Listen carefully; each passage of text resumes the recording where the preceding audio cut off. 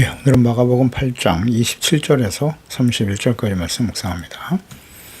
8장 27절에서 31절 말씀 읽겠습니다. 예수와 제자들이 빌립보 가이사랴 여러 마을로 나가실새 길에서 제자들에게 물어 이르시되 사람들이 나를 누구라고 하느냐. 제자들이 여짜와 이르되 세례 요한이라 하고 더러는 엘리야 더러는 선지자 중에 하나라 하나이다. 또 물으시되 너희는 나를 누구라 하느냐.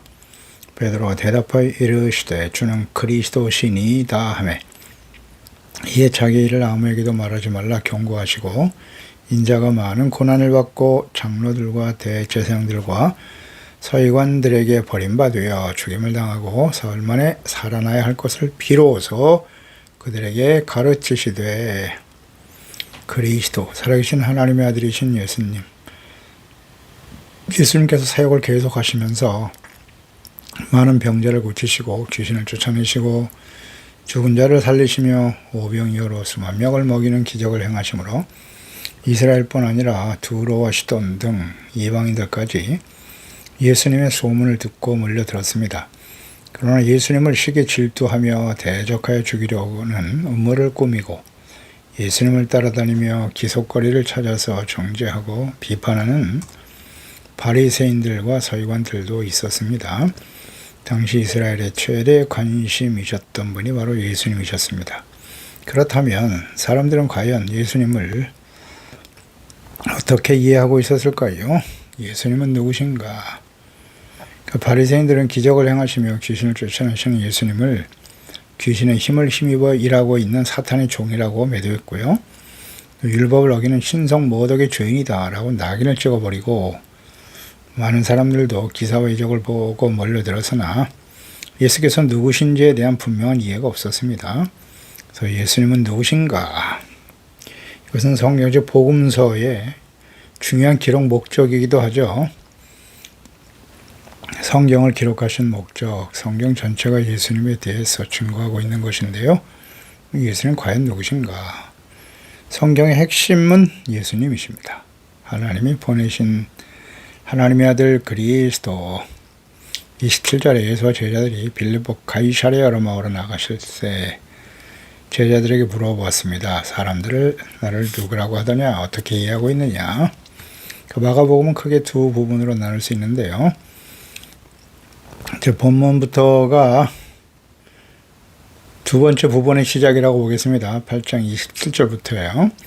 이전까지는 예수님의 공생의 사역, 많은 기사와 이적들에 대한 사실적 기록이고요. 이어서 본문에서부터는 마지막 십자가를 향해 가시는 여정이 기록되어 있습니다. 먼저 예수께서는 많은 사역을 통해서 사람들이 예수님을 어떻게 인식하고 있는지에 대해서 제자들에게 물었습니다. 이에 대한 베드로의 신앙 고백과 또 예수님의 고난과 십자가의 죽음에 대한 예고를 시작으로 해서 이후부터는 12 제자들에게 집중하시면서 훈련시키고 가르치시는 예수님의 사역을 보게 됩니다. 여러 차례에 걸쳐서 예수께서 고난과 십자가의 죽으심에 대해 반복적으로 말씀하십니다.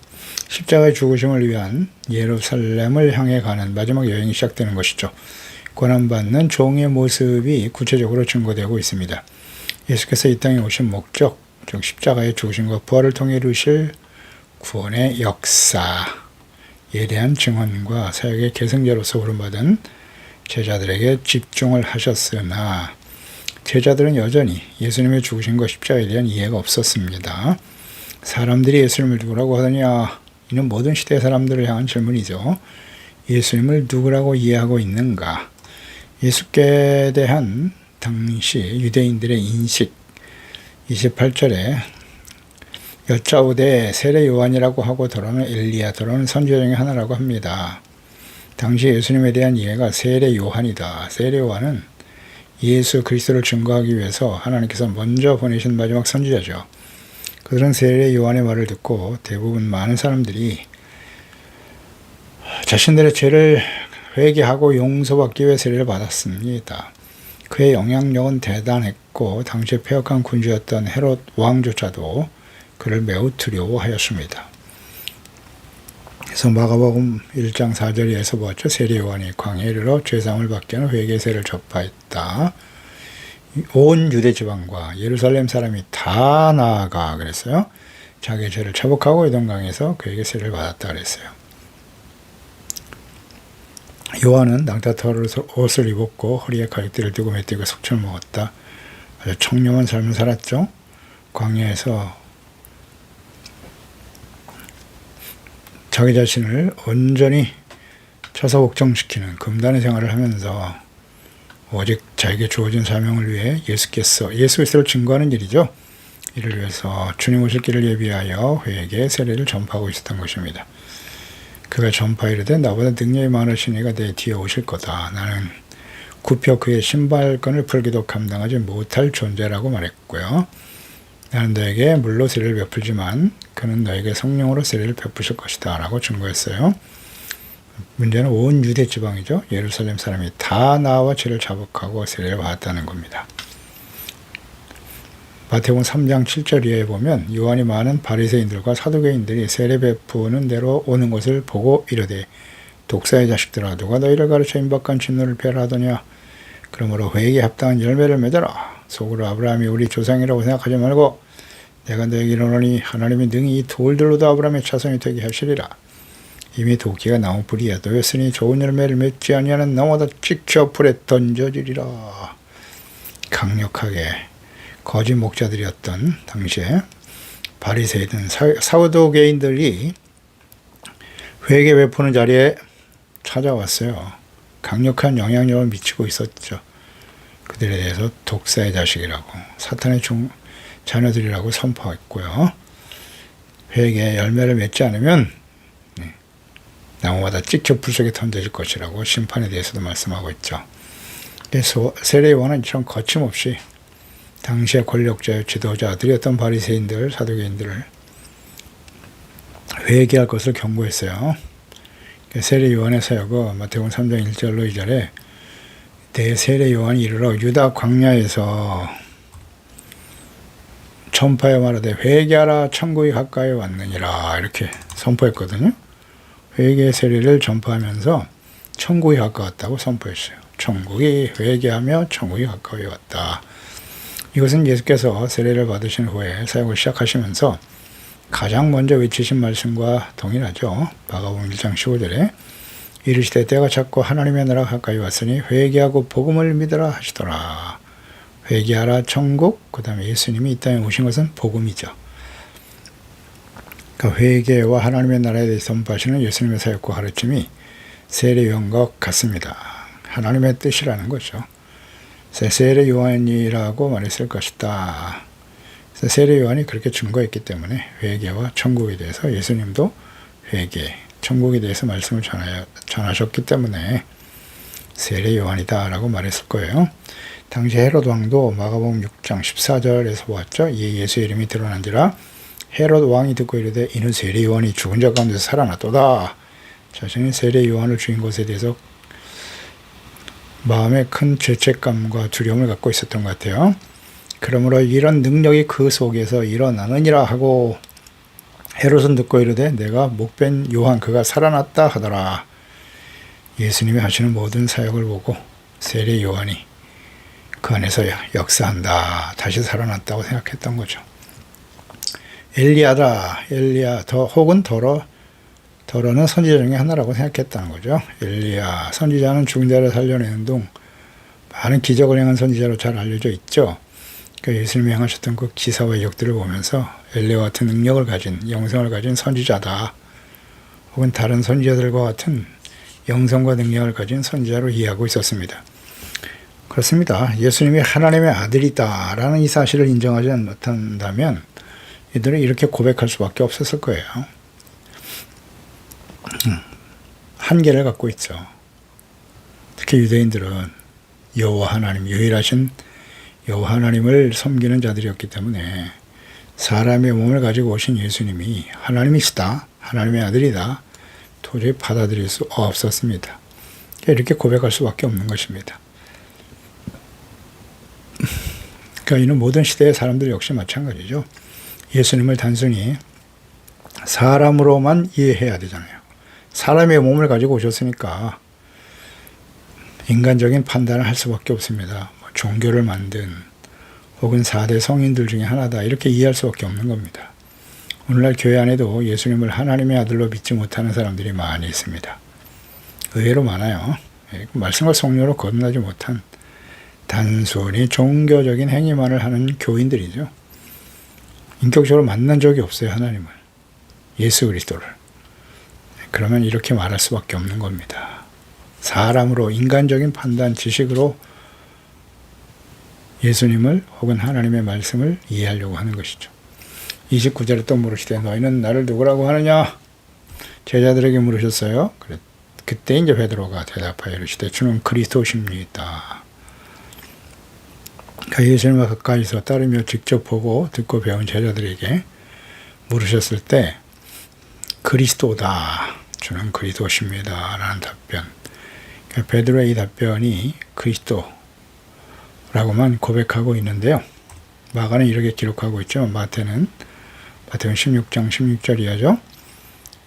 마태는 뭐라고 베드로가 고백했다고 기록했냐면 주는 그리스도시요 살아계신 하나님의 아들이십니다. 여기까지 고백했다고 기록하고 있어요. 그리스도 살아계신 하나님의 아들. 그래서 예수님께서 크게 칭찬하셨고 하지만 내가 이런 알고 고백할 수 있었다는 건 굉장히 복이 있는 것인데 복된 일이지만 이를 내게 알게 한 이는 혈육이 아니고 하늘에 계신 아버지시다. 혈육, 인간의 지혜와 지식과 인간이 가지고 있는 지혜로 고백할 수 있는 일이 아니라는 거예요. 하늘에 계신 내 아버지께서 가르쳐 주시지 않으면 알 수 없다. 그건 아주 분명하죠. 그리스도시며 살아계신 하나님의 아들입니다. 정확한 대답이죠. 예수님은 그리스도이십니다. 기름 부음을 받은 자. 시브리의 메시아죠. 메시아. 그리스도. 기름 부음 받은 자란 의미는 3상 2장 10절에 여호와를 대적하는 자는 산산이 깨어질 것이다. 하늘에서 우레로 그들을 치시리로다. 여호와께서 땅 끝까지 심판을 내리시고 자기 왕에게 힘을 주시며 자기의 기름 부음 받은 자의 뿔을 높이실 것이다. 자기 왕, 기름 부음 받은 자의 뿔 같은 의미죠. 이게 바로 그리스도는 왕이란 뜻이에요. 기름을 부어 기름 부음 받은 자, 자기 왕에게 힘을 주시며 그 왕의 의미를 가지고 있어요. 기름 부음 받은 자는 왕이다. 한나의 찬양에 나오는 거죠. 뿔은 왕의 권세를 의미하는 것이고 또 사무엘상 2장 34절 이하에 폼니와 비느하스가 한날에 죽었습니다. 그들이 당할 그 일이 내게 될 표징이 될 것이다. 내가 나를 위하여 충실한 제사장을 일으킬 것이다. 이런 말씀하시네요. 사무엘이죠. 그는 내 마음에 내 뜻대로 행할 것이고 내가 그를 위하여 견고한 집을 세우게 될 것이고 그가 나의 기름 부음을 받은 자 앞에서 영구히 행하리라. 여기 기름 부음 받을 자 나오죠. 근데 그게 누구냐? 충실한 제사장이다. 그러니까 엘리 제사장의 아들들이 죽고 하나님께서 세우실 제사장 사무엘에 대한 약속, 예언의 말씀이죠. 그래서 기름 부음 받은 자는 곧 무엇이다? 충실한 제사장이다. 기름 부은 자는 왕이고 그 다음 충실한 제사장의 의미를 갖고 있어요. 기름 부음 받은 자 그리스도에 대한 예언의 말씀. 사탄을 멸하실 유일한 메시아는 창세기서부터 시작돼요. 여자의 후손으로 나타나죠. 예수님 창세기 3장 15절에 내가 너로 여자와 원수되게 하고 내 후손도 여자의 후손과 원수되게 하리니 여자의 후손은 내 머리를 상하게 할 것이고 너는 그의 발꿈치를 상하게 할 것이다. 아담과 하와를 미혹한 사탄에 대한 하나님의 말씀이죠. 원시복음이라고도 하고요. 여자의 후손이 바로 마리아를 통해서 이 땅에 오실 그리스도, 예수 그리스도에 대한 예언의 말씀인 거죠. 여자의 후손. 또 아브라함의 씨로 강조되기도 하죠. 창세기 22장 18절에 또 내 씨로 말미암아 천하 만민이 복을 받을 것인데 이는 내가 내 말을 준행하였음이라 하셨다 하니라. 천하 만민이 내 씨로 말미암아 이스라엘 백성을 의미하는 것이기도 하지만 다윗의 후손으로 오실 그리스도를 의미하는 거죠. 그래서 천하 만민이 복을 받게 되는 땅 끝까지 복음이 전파되고 모든 민족에게 복음이 증거되어 이 복의 핵심 무엇입니까? 하나님을 알고 하나님을 경외하는 거죠. 예수님을 통해서 죄사함 받고 이롭다므로도 하나님의 다스림을 받는 하나님의 나라, 거룩한 하나님의 나라의 백성이 되어 살아가는 거예요. 그게 복입니다. 그리스도를 의미하는 것이죠. 다 예언의 말씀이고 창세기 49장 10절에 규가 유다를 떠나지 아니하며 통치자의 지팡이가 그 발 사이에서 떠나지 않을 것이다. 실로가 오실까지 이르리니 그에게 모든 백성이 복종할 것이다. 유다의 후손으로 오실 그리스도, 실로가 오기까지 이런 말씀 있죠. 이 실로라고 하는 말, 유다의 후손으로 오실 실로가 누구겠느냐. 실로는 샬라에서 유래된 말이죠. 샬라는 안식을 주는 자, 평화를 주는 자라는 의미를 가지고 있죠. 그래서 여기서 말씀하고 있는 실로는 단순한 지명이 아니라 장차 오실 그리스도, 우리의 모든 죄를 십자가에서 대속하시고 죄산받고 용서받아 하나님과 화목하게 하시며 참된 안식과 평화를 주시기 위해서 오실 그리스도를 예표하는 말씀이죠. 정확하죠. 민수기 24장 17절에도 보면 내가 그를 보아도 이때의 일이 아니며 내가 그를 바라봐도 가까운 일이 아니로다. 가까운 일이 아니래요. 한 별이 야곱에게서 나오며 그랬어요. 한 규가 이스라엘에게서 일어날 것이다. 이 한 별, 한 규, 이것이 유일무이한 메시아 그리스도, 왕으로 오실 그리스도에 대한 예언의 말씀이었던 거죠. 이 예언의 말씀들은 뭐 성경에 가득하죠. 가득합니다. 시편 132편 17절에도 내가 거기에 다윗에게 뿔이 나게 할 것이다. 다윗에게서 나올 뿔 그리스도죠. 네, 기름 부음 받은 자를 위하여 등을 준비하라. 기름 부음 받은 자 그리스도입니다. 그 다음 다니엘서 9장 25절 이하에도 기름 부음 받은 자가 62일의 후에 기름 부음 받은 자가 끊어져. 예수님의 죽으심이죠. 기름 부음 받은 자 그리스도가 고난을 받아 죽게 될 것이다. 장차 한 왕의 백성이 와서 성읍과 성소를 무너뜨리게 될 것이고, 장차 한 왕의 백성이 와서 로마에 의해서 예루살렘 멸망을 당할 것이다. 이런 말씀이에요. 예루살렘을 중건하라는 영이날 때부터 기름 부음 받은 자 곧 왕이 일어나기까지 7일에와 62일에가 지날 것이다. 이러면 연의 말씀이잖아요. 기름 부음 받은 자가 그리스도 아닙니까? 그래서 예수께서 그리스도다라고 고백하는 것은 예수님이 만왕의 왕이시며 또 우리의 모든 죄를 용서하시고 하나님과 화목하게 하실 대제사장으로 오실 것임을 의미하고 있는 거예요. 그리스도라는 의미, 그리스도, 기름 부음 받은 자라는 의미는 그런 것입니다. 그래서 영원한 대제사장이 되셔서 누구든지 용서를 받고 의롭고 거룩한 하나님의 자녀가 되게 하시기 위해서 자신의 몸을 십자가의 대속제물, 희생제물, 화목제물로 내어주신 그리스도를 의미하는 것이죠. 베드로는 예수께서 하나님께서 예언하시고 약속하신 그리스도이심을 고백하고 있습니다. 그리스도라고 하는 고백을 잘 이해해야 됩니다. 그리고 그는 살아계신 하나님의 아들이다. 사람이 아니라는 것이죠. 베드로는 어떻게 살아계신 하나님의 아들이라는 고백을 할 수 있었을까요? 중요한 문제죠. 어떻게 할 수 있었죠? 이것은 아무나 알 수 있는 일이 아니에요. 예수님께서 말씀하셨죠. 어떻게 하나님의 아들이라고 친히 행하신 수많은 기적들 때문이었을까요? 이러한 기적은 제자들만이 아니에요. 많은 사람들이 친히 경험했고요. 하나님의 아들이라는 고백을 하지는 못하고 있었단 말이죠. 그러니까 예수께서 세례 요한으로부터 세례를 받으실 때 뭐라고 하셨어요? 이건 하나님이 직접 증거하셨거든요. 마태복음 3장 17절이잖아요. 하늘로부터 소리가 있어 말씀하시되 이는 내 사랑하는 아들이요 내 기뻐하는 자라 하시니라. 하나님이 직접 하늘에서 음성이 나서 예수님이 하나님의 아들이라는 걸 증거하셨고요. 마태복음 17장 변화산에서 또 하나님이 다시 변형되신 예수님을 보시고 모세와 엘리야를 만나 대화하고 있을 때 하늘문이 열렸잖아요. 구름이 임했다. 하늘이 임재하셨다는 거죠. 임재하셔서 친히 이는 내 사랑하는 아들이요 내 기뻐하는 자라 다시 한번 증거하셨죠. 그러니까 그때 베드로가 있었단 말이죠. 그때 하나님의 음성을 직접 들었어요. 그래서 고백할 수 있었을 것이다 라고 생각이 들고요. 이 부분에 대해서 마태는 17장에 예수께서 대답하여 이르시되 바요나 시몬아 내가 복이 있다. 이는 혈육이 아니라고 하셨어요. 인간의 지혜와 경험이 아니라 하늘에 계신 아버지, 내 아버지라 하시니라. 그렇습니다. 인간의 죄와 총명으로 인한 깨달음이 아니라 하늘에 계신 아버지께서 알게 하셨다는 거죠. 자, 이 부분을 이렇게 묵상을 해보죠. 예수님이 하나님의 아들이시다.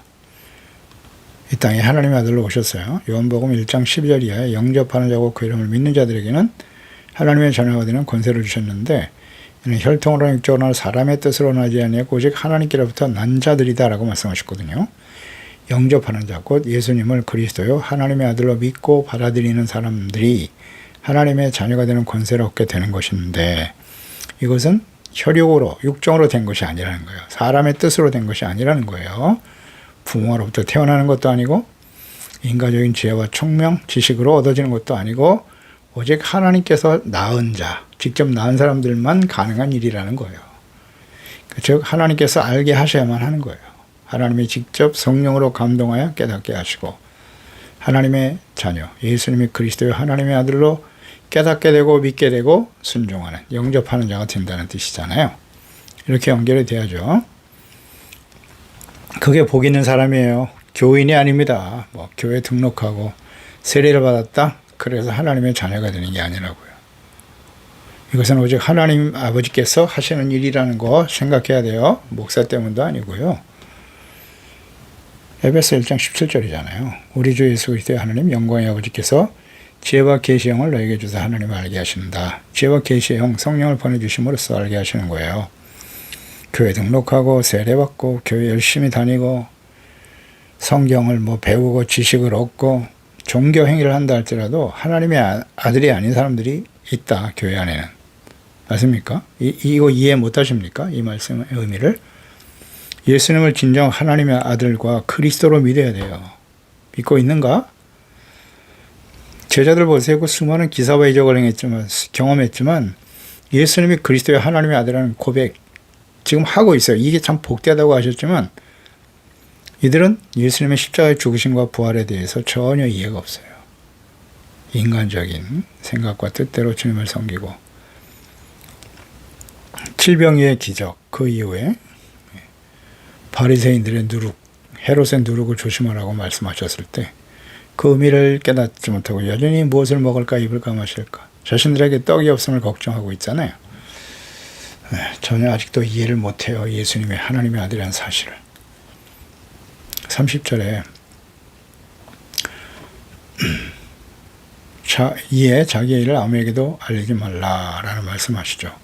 그러니까 예수님께서 자신을 하나님의 아들 그리스도로 믿는 베드로와 제자들 혹은 모든 시대의 그리스도인들이 모여 주님의 교회가 세워지게 될 것이다 라고 말씀하셨는데요. 예수께서 그리스도의 하나님의 아들이라는 이 사실을 오히려 아직 확실히 이해가 없어요. 성령 임하실 때 비로소 깨닫고 증인이 되었습니다만은 그전에는 확실한 이해가 없어요. 그래서 이 일에 대해서 아무에게도 말하지 말라라고 말씀하셨네요. 그러니까 십자가를 지시고 구원을 온전히 이루실 때까지 복음 전파의 사명을 다 하셔야 했기 때문에 아직 기다려야 된다, 기다려야 한다라는 말씀이죠. 그러니까 예수께서 십자가의 죽으심과 부활 승천 이후에 성령을 보내주실 때까지 기다리라고 말씀하시는 겁니다. 그래서 이제 부활 승천하시기 직전이죠. 사도행전 1장 4절이야죠. 너희는 예루살렘을 떠나지 말고 내게서 들은 바 아버지께서 약속하신 것을 기다려라. 성령이죠. 오직 성령이 너희가 임하시면 너희가 권능을 받고 예루살렘 온 유대와 사마리아 땅 끝까지로 내 증이 될 것이다. 약속하신 성령을 기다리라고 말씀하셨어요. 그래서 31절에 비로소 많은 인자가 많은 고난을 받고 장로, 대제사장, 서기관들에 의해서 버림받아 죽임을 당할 것이다. 사흘 만에 살아나야 할 것을 비로소 그들에게 가르치셨다. 비로소 말씀하셨다는 거죠. 비로소. 그러니까 예수님의 베드로가 예수께서 그리스도의 살아계신 하나님의 아들이라는 고백을 들었을 때, 이제 내가 더 이상 너에게 가르칠 것이 없다. 그게 핵심이거든요. 예수님을 함께 하고 따르게 했던 이유가 예수님이 그리스도요 하나님의 아들이심을 알고 믿고 증인이 되라고, 또 예수께서 행하셨던 그 사역을 계승하도록 하기 위해서 제자들을 부르신 것인데, 이런 고백을 함으로 인해서 이제 더 이상 이걸 숨길 필요가 없겠다 해서 예수님께서는 십자가의 죽으심과 부활을 통해서 구원을 완성하실 것이다 라고 말씀을 하신 거예요. 이제는 말해도 되겠다. 그러니까 이것은 곧 하나님의 아들 그리스도께서 사람의 몸을 가지고 이 땅에 오신 목적이죠. 목적. 그리고 십자가, 죄사함, 구원, 이를 위해서 예수님 오신 거예요. 고난과 십자가를 지시기 위해서 오신 예수님, 그 목적과 사명에 집중해야 돼요. 따라서 예수님께서 부르신 제자들도 마찬가지죠. 오늘날 그리스도인들도 예수님 오신 목적을 잘 이해해야 돼요. 그때 병 고쳐주고 귀신 쫓아내주시고 우리의 필요를 채워주시고 소원과 욕망을 성취해주시고 세상에서 부귀 영화를 누리며 무병장수하기 위해서 예수님 이 땅에 보내신 것이 아닙니다. 십자가 지기 위해서 오신 거예요. 그러니까 우리가 예수님을 따르는 제자들이고 그리스도인들이기 때문에 이 세속적인 욕망의 삶의 목적이 되어서는 안 되는 거예요. 이게 다 가짜예요. 이것은 하나님이 나라와 의를 먼저 구하고 그 사명과 우리의 정체성을 분명히 이해하고 그리스도와 함께 십자가 지고 주님을 따를 때 하나님께서 우리의 삶에 필요로 하시고 채워주시는 것이지. 이 목적, 예수님의 목적과 우리의 목적이 다르면 안 되거든요. 그리스도인이. 근데 처음에 그렇게 순수하게 시작했다가 다 변질되는 거예요. 이걸 정말 조심해야 됩니다. 그래서 오늘 다시 한번 묵상합니다. 누구든지 나를 따르려고 하는 자는 제 십자가를 지고 자기를 부인해야 한다. 자기 십자가를 지고 주님을 따라야 한다고 말씀하고 있습니다. 우리는 예수 그리스도와 함께 십자가를 지고 주님을 따르고 있나요? 그 목적과 사명에 대한 분명한 이해를 가지고 있나요? 기도하겠습니다. 하나님 아버지, 오늘도 주의 말씀 묵상합니다. 예수님께서 누구신가? 예수님은 살아계신 하나님의 아들 그리스도이십니다. 만왕의 왕이시고 우리의 죄를 대속하시고 하나님과 화목하게 하시고 이를 회복하기 위해서 오신 대제사장이신 예수님이십니다. 그런 거로 그 예수님은 어제나 오늘의 영원토록 동일하시죠. 우리에게 구원과 의의 회복을 위해서 자신의 몸을 십자가의 속죄점을 화목제물로 내어주신 분이십니다. 죽은 자 가운데 하나님의 그를 다시 살려내심으로써 영접하는 자, 믿는 자가 되어 하나님의 자녀가 되게 하셨습니다. 회개하고 복음을 믿음으로 말미암아 십자가의 죽으심과 부활을 통해서 우리가 하나님의 자녀가 되고 영원한 하나님의 나라, 하나님이 다스리시는 하나님의 나라 영광스러운 거룩한 백성으로 이 땅에 살아가다가 영원한 천국에 들어갈 수 있는 놀라운 복과 은혜를 내려주신 것을 감사드립니다. 인간의 지혜와 지식으로는 주님을 알 수 없습니다. 기도하옵나니 오늘 이 말씀을 듣고 있는 혹은 우리 아직도 그리스도를 알지 못하고 있는 우리 소중한 가족과 이웃들 지혜와 계시형을 주사 하나님과 그리스도를 알게 하시고 복음을 듣고 믿어 영원한 하나님의 나라의 거룩한 주의 자녀와 백성으로 회복될 수 있게 도와주세요. 예수님의 이름으로 기도드리옵나이다. 아멘.